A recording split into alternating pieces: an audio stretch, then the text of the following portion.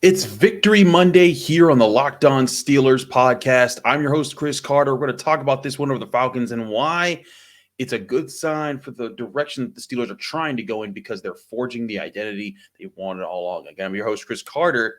Let's get into it. You are Locked On Steelers, your daily Pittsburgh Steelers podcast, part of the Locked On Podcast Network, your team every day.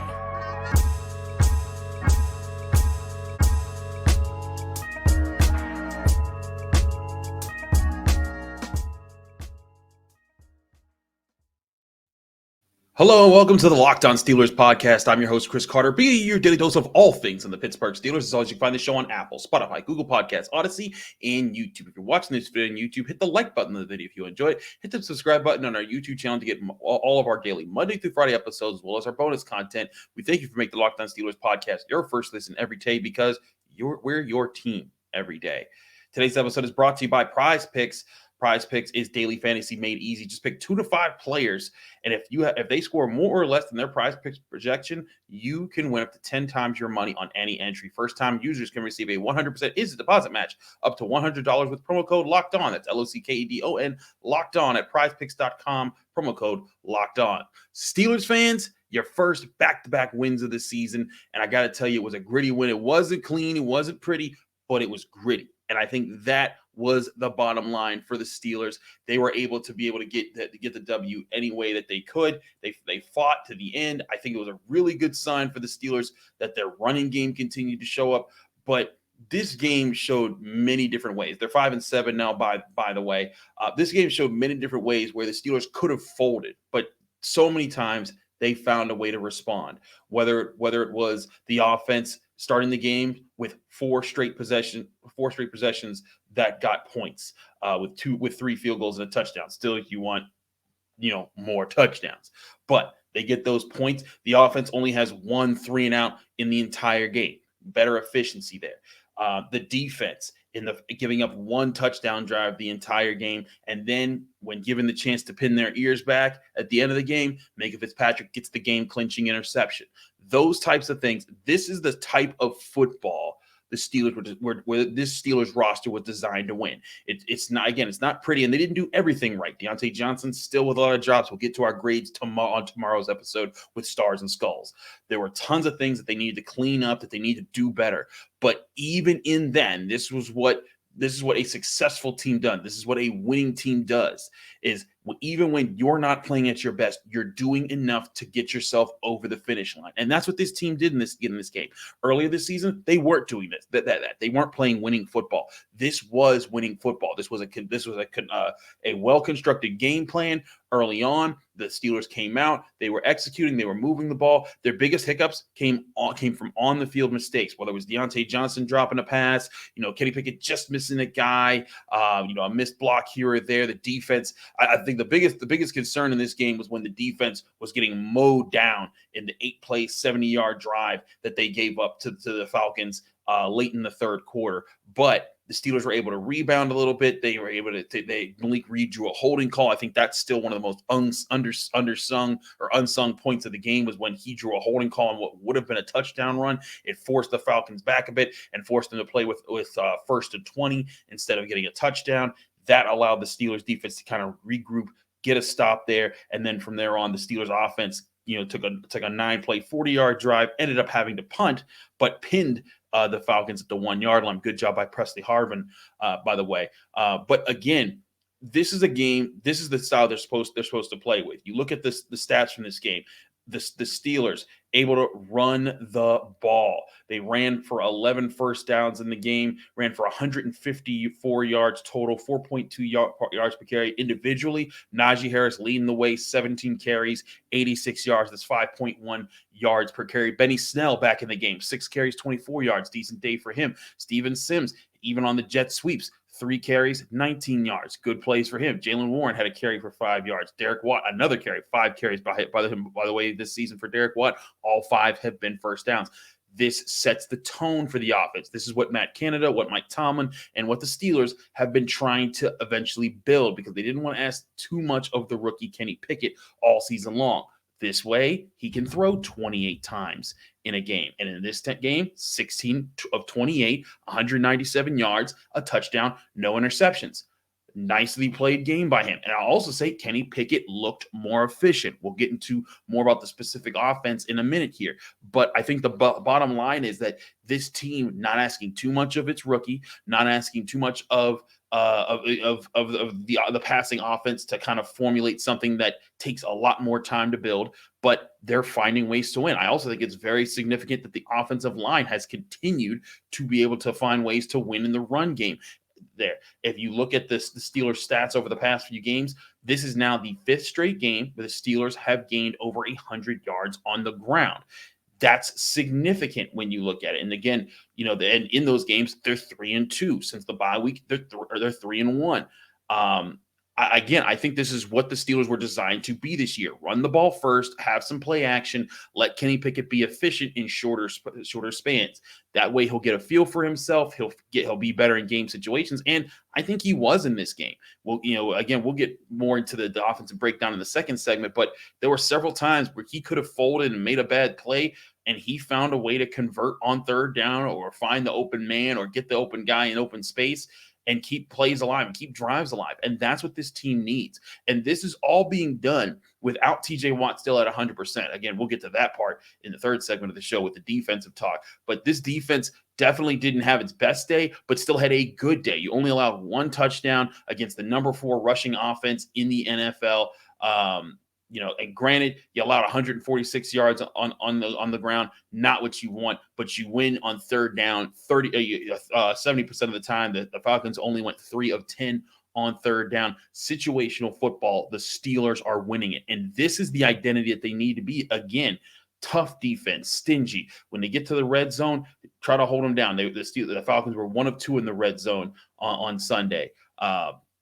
You look at that success. Again, you look at the offense, not asking them for a ton of yards, but take up a lot of clock. They win the possession by 5 minutes in this game. If this was the Patriots game or the Jets game or the Dolphins game of earlier this year or the Browns game, those games, the Steelers were losing the time of possession. They weren't doing as well in those positions, and it was forcing the defense to have to keep going back out there. The way the Steelers are playing now, they're not doing that. And that's, again, what they've been trying to get to for so long. And it seems like over the past month or so, they've been finding that identity, and that's so important for them moving forward. It's not who they're always going to be under Kenny Pickett, but for a rookie quarterback, it's so much needed. And now you're at 5-7.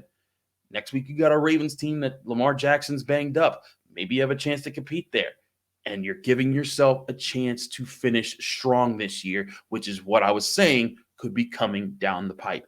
Now, let's talk about the offense in just a minute here on the Locked On Steelers podcast, because I want to get more into Diontae Johnson, Kenny Pickett, George Pickens. We saw how upset he was, and other aspects of this offense that I thought were really good in this game and really questionable. But first, before we do any of that, we got to talk to you about our friends at Total Wine and More. This holiday, find what you love at Total Wine and More. With so many great bottles to choose from, it's easy to find a new favorite single barrel bourbon or the perfect gifts for everyone on your list with some help from a friendly guide. And all with the confidence of knowing you found something special for the lowest price. Find what you love what you find. Only at Total Wine and More. Curbside pickup and delivery available in most areas.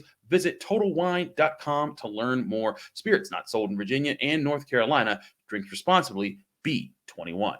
We're also brought to you by Simply Safe at Locked On Steelers. We believe that the home should be where you are, and then your family should feel the safest, especially over the holidays. This season, give yourself and your family the gift of peace and protection with the #1 rated home security system, Simply Safe. And right now, Simply Safe is offering Locked On Steelers listeners 40% off a new security system. Don't put this off. Here's why you'll love it. When you call Simply Safe staff for help, they're attentive, they pay attention to what you're asking, and they do everything they can to help you find what you're looking for and figure out whatever situation you're in. You'll really love how simple the phone apps makes using Simply Safe. It keeps you up to date with the safety of your home at all times and makes it easy to get answers when you have questions thanks to their app and their support team. With 24/7 professional monitoring that costs less than $1 a day, Simply Safe's agents call you the moment a threat is detected and dispatch police or first responders in an emergency. Even even if you're not home or can't be reached. Don't miss your chance to save big on my favorite security system. Get 40% off on any new system at simplysafe.com/lockedonnfl today. That's simplysafe.com/lockedonnfl. There's no safe like Simply Safe.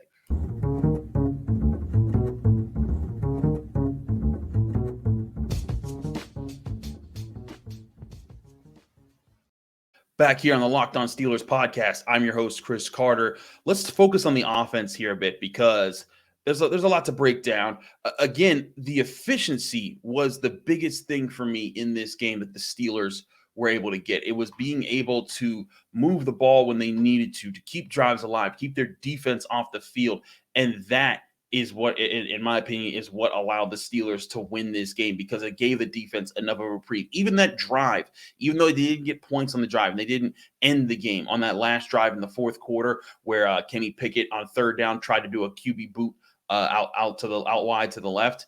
That drive still took up time when you go back at it, and when you look up the Steelers, they took over the ball with 5:27 to go. They gave the ball back with 42 seconds. And even though, again, you don't get any points, 9 plays, 40 yards, you ate up so much clock. The Falcons, I thought that they were being silly by not using their timeouts, but that was what they wanted to do. So they ended up being pinned on the one. Again, a great punt from Presley Harvin. But even drives like that carry so much importance. And again, being efficient. There was a really good second down pass that Kenny Pickett had Diontae Johnson, just in rhythm, 3-step drop, bang, hits Diontae Johnson short, lets him get the first down. And that was a really good play.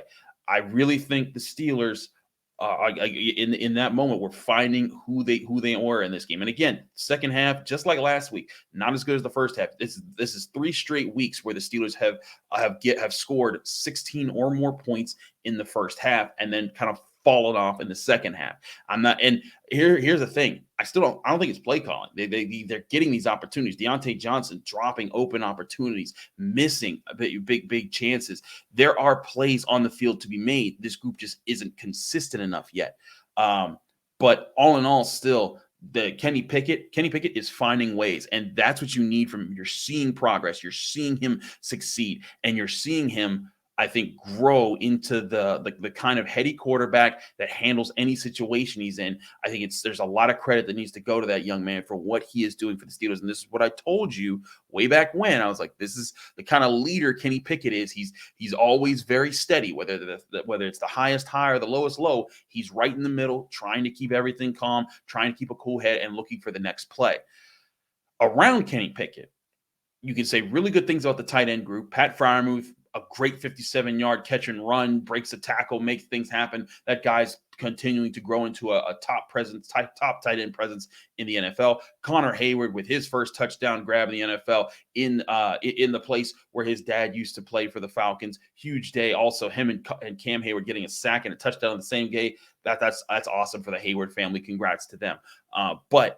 So you got great play from the tight ends, the running back room, solid play with Benny Snell, Najee Harris doing a good job there, Jaylen Warren chipping in when he could. This running back room is looking solid under Eddie Faulkner. He's calmed them down. The offensive line, Pat Meyer. There was one blitz that I thought was really impressive how the Steelers handled it because it was a blitz and a linebacker, who's number 54, tries to go on A-gap. James Daniels sees it, steps into it, has great footing, doesn't get called for a hold, stones it. There's nothing that this pass rusher can do. It allows Kenny Pickett time to think, process the blitz. He runs and gets like 4 or 5 yards on the play. The offensive line is playing more cohesive. Yes, they're not a great offensive line. I struggle to even say that they're a good offensive line right now. I think what they are really, though, they're a consistent offensive line over the past few weeks. They run block very well, and as a group, they communicate well in pass protection. They sometimes lose in one-on-one situations you don't want them to, but they're doing a better job. They're getting their double teams better off to get to the second level. James Daniels, Mason Cole, another really good game from him. Kevin Dotson, really good game from him. I thought Dan Moore and Chukuma Okorafor, even when Okorafor got hurt, he came back in. They were all they were all in their spots a lot of times this game and plowed the road for the running game to work. And even when they didn't make it work, they plowed the road. There were times they lost at the line of scrimmage. Najee Harris was finding ways to get extra yards. So important for this Steelers team moving forward. But again, there's a lot to win in this game. We got to talk about the receivers. I was starting with a lot of the positives of the offense, but there's no doubt that the receiving game has to improve. The Steelers need more out of Diontae Johnson. You don't know how else to say that moving forward. You think that, in this game, it was clear they had a plan to get him the football. 11 targets. You look around the board. George Pickens had only 2 targets in the game. Pat Freiermuth was next with 5. No one else had more than 2 targets. It was Diontae Johnson with 11, Pat Freiermuth with 5. Everyone else 2 or less. Now, granted, when you're a run-first team, the way the Steelers are right now, less people are going to get their chances to get the football. But when you're when you have George Pickens and he's been a playmaker for you, you want to get him the ball more. And granted, Diontae Johnson is your number 1 receiver, and you want to get the ball to him. But in this game, my goodness, some of the drops that he had, the missed opportunity. There was one drop over the middle where Kenny Pickett perfectly waited it out. The Falcons had backed off. They had given up space underneath. And a shallow cross from Diontae Johnson. Kenny Pickett hits him in stride. If he catches it, he has the whole sideline to run. He might score a touchdown on one of those field goal drives. He drops it. And there's no excuse for that. Kenny Pickett on a deep ball. I thought he was a little late with the throw, but he still put it in a place where Diontae Johnson should have been able to get it. And he showed some alligator arms, didn't go up and get it because he was afraid of the hit. Or at least it looked like he was afraid of the hit. I don't want to say what actually was going on there, but he didn't come down with the ball on a deep ball. When you're the wide receiver 1 and you're getting paid wide receiver 1 money, those are plays you need to make. And then the play in the fourth quarter that almost doomed the Steelers when he, after the Bengals touchdown, I was thinking like, man, the biggest thing the Steelers couldn't use is a 3 and out. And then when he let the ball go after he grabbed it, the officials, fortunately for the Steelers, ruled it an incomplete pass. But when he dropped it and they ruled it a fumble initially, I was like, actually, that's the worst thing, because then the Steelers would have been gassed on the field defending a short field, and it would have meant the end of the Steelers in that game, because I don't think they could have held on. But still, I really think that the Steelers found a way to navigate the situation and navigate this win with those problems. Diontae Johnson still needs to be better. He made a nice play later in the fourth quarter when he caught that short second down pass that I told you about, where he caught it short and then fought forward for extra yards. That was really good. But that's still not enough from what you need from your wide receiver one in this game. And I think that's where the Steelers still need to see more from their guys.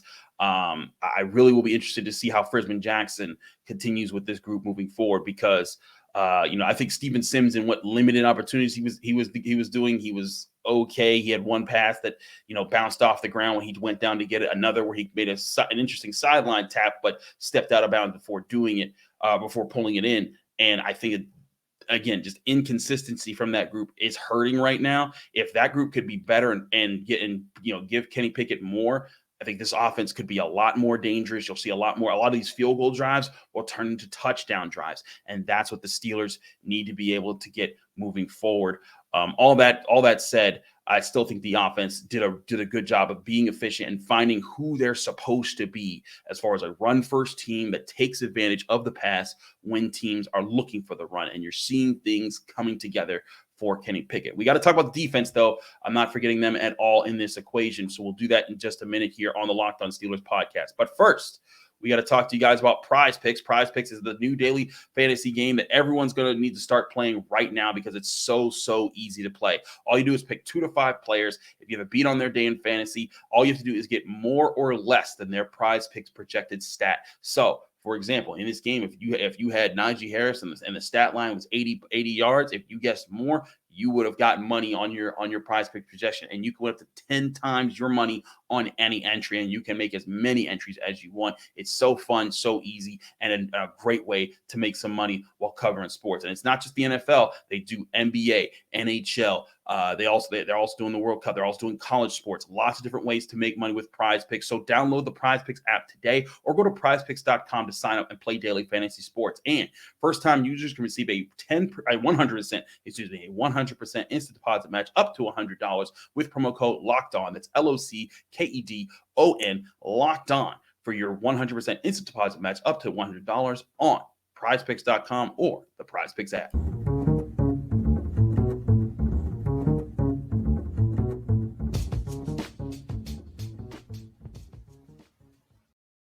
Back here on the Locked On Steelers podcast, I'm your host, Chris Carter.